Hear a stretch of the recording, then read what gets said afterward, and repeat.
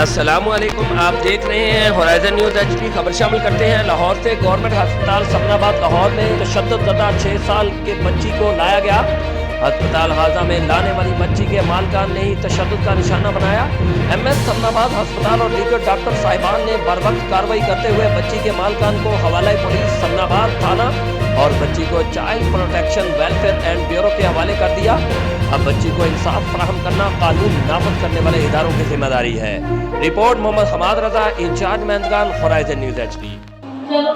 नाखून भी डाले थे मुंह पे, मुंह खोलो जरा, दिखाओ जरा मुंह खोलो। वो आ करो, आ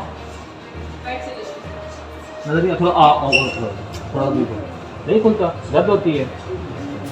और ये पाँव वाला जो निशान है, ये वाला, ये सिल गई थी। तुम घर नहीं गई थी, क्यों?